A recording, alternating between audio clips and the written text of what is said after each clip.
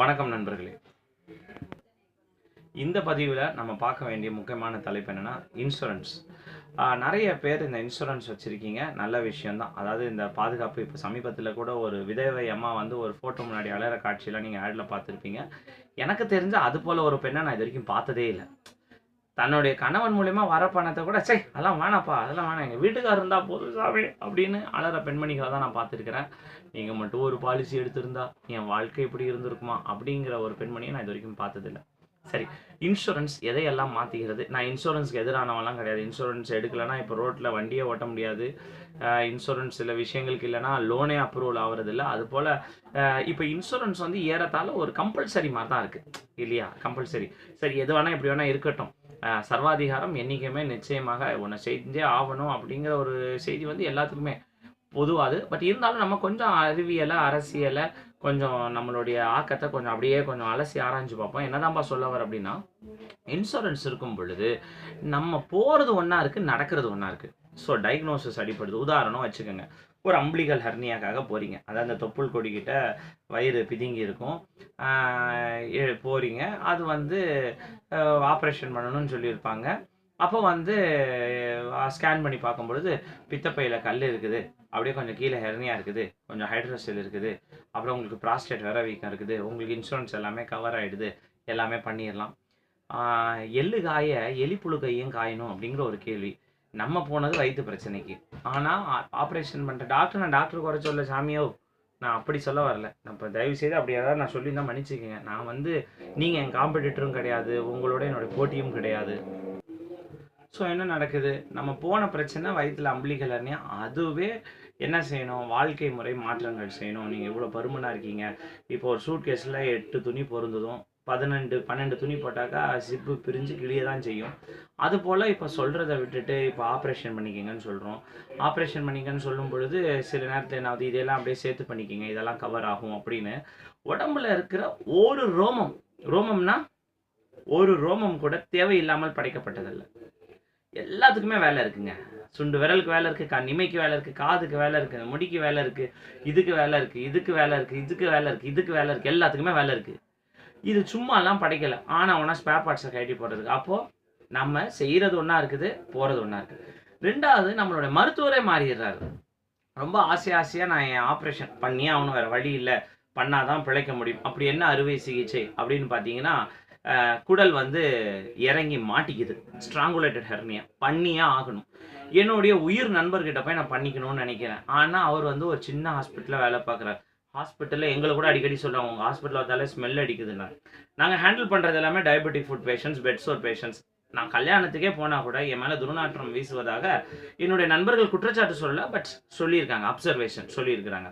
So நிறைய பேர் சொன்னாங்க, உங்கள் ஹாஸ்பிட்டலில் சுகாதாரம் இல்லை. சுகாதாரம் என்பது கண்ணால் காண்பது இல்லை, நாம் என்ன உணர்வோம் அப்படிங்கிறது. சரி, அதன் ஆழத்துக்குள்ளே போகலை. அப்போது என் நண்பர்கிட்ட நான் பண்ணிக்கணும்னு நினைக்கிறேன். அவர் வேலை செய்கிற மருத்துவமனையில் ஒரே ஸ்மெல்லு, நல்லா இல்லை, ரூம் இல்லை. எதுக்குப்பா, நான் வந்து காஸ்ட்லியாக நல்லா அந்த பெரிய ஹாஸ்பிட்டலில் போய் பண்ணிக்கிறேனே, எனக்கு எதுக்கு, எனக்கு தான் இன்சூரன்ஸ் இருக்குது, அதில் கவர் ஆகுது. அப்போது உங்களோட உயிர் நண்பர் உங்களுக்கு நல்லா தெரிஞ்சவங்களை விட்டுட்டு தெரியாத ஒரு இடத்துக்கு போகிறீங்க. அங்கே யார் பண்ண போகிறா, எப்போ பண்ண போகிறா, ஏன் பண்ண போகிறாங்க, ஜூனியர்ஸ் பண்ண போகிறான். எக்ஸ்பீரியன்ஸ்க்கு ஒரு வேல்யூ இருக்குங்க, அதை நம்பி தாங்க ஆகணும். எக்ஸ்பீரியன்ஸ்க்கு வேல்யூ இருக்குது. எக்ஸ்பீரியன்ஸ் பண்ணும்பொழுது அவன் வெறும் வெற்றியாளன் இல்லை, பல தோல்விகளை சந்தித்தவன். அந்த தோல்விகள் உங்களுக்கு நடக்காமல் பார்த்துப்பாரு.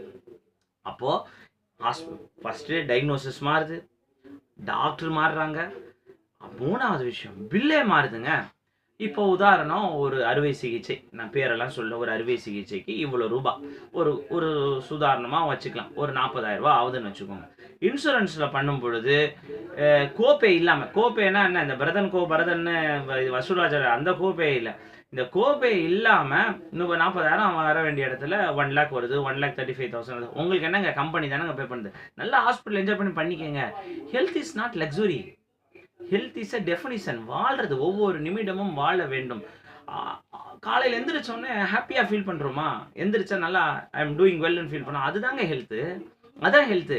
போயிட்டு நான் ஒரு பெரிய ஸ்டார் ஹாஸ்பிட்டலில் போய் பண்ணிக்கிட்டேன், அங்கேயே சொல்லிட்டாங்க சார் அங்கேயே பண்ணுறாங்க சார் அப்படின்னா, இது ஒன்றும் லக்ஸுரி இல்லைங்க, இது ஹோட்டல் கிடையாது. அப்படி பெரிய பெரிய ஹோட்டலில் நடக்கிற மாமிச கதைகளை தான் நம்ம நியூஸ் வெளியில் பார்க்குறோம். ஸோ டயக்னோசிஸ் மாறுது, டாக்டர் மாறுறாங்க, பில்லு மாறுது, கூட கோப்பேவும் குடுக்குது.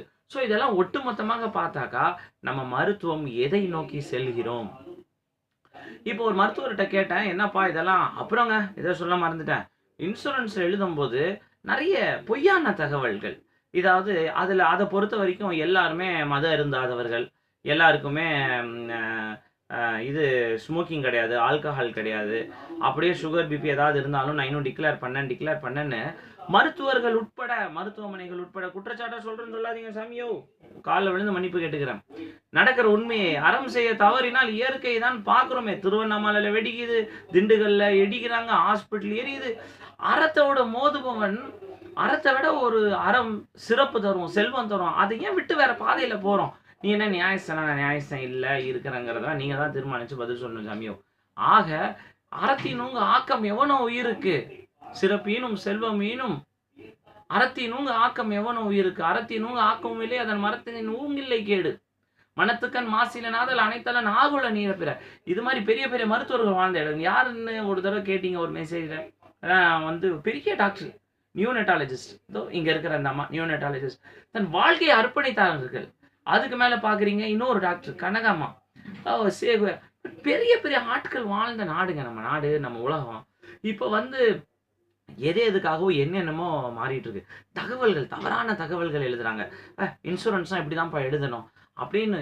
அது மட்டும் இல்லாம அதுல என்ஏபிஹெச்ச போட்டு பேப்பர் ஒர்க் பண்ணி, ஆக மொத்தம் இது வந்து ரொம்ப முன்னுக்கு பின்னா முரணா பேசுற மாதிரிலாம் நீங்க நினைக்கலாம். உண்மையைத்தான் போட்டு உடைக்கிறேன். இத புரிஞ்சு நடந்து அவர்களோருக்கு தன்னுடைய பாதுகாப்பை ஹெல்த் வந்து யாரோ வந்து வானத்துல இருந்து நமக்கு தருவாங்கன்னு நினைக்காதீங்க.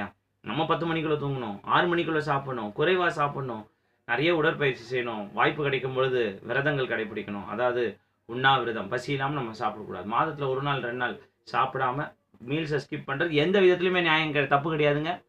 ஒரு 20 வருஷம் முன்னாடி சப்பாத்தி சாப்பிட்டா சுகர் போகணும் எத்தனை டாக்டர் சொன்னாங்க, விரல் விட்டு எண்ணிருவேன். அவங்களாம் இப்ப என்னங்க சொல்றாங்க பதில்? அவங்க சொல்றாங்க சுகர் பேஷண்ட் ஃபீஸ்ட் கூடாது, ஃபாஸ்டிங் கூடாது, விருந்தும் இருக்கக்கூடாதாம், விரதமும் இருக்காம். விரதம் இருந்ததுக்கு அப்புறம் ஃபீஸ்ட் தாங்க. உணவை ஃபீஸ்ட் நினைச்சா ஃபீஸ்ட், ஃபாஸ்ட் நினைச்சா ஃபாஸ்ட். இந்த அடிப்படை தத்துவங்களை புரிந்து நல்லதொரு வாழ்க்கைக்கு வழி செய்வோம். நன்றி, வணக்கம்.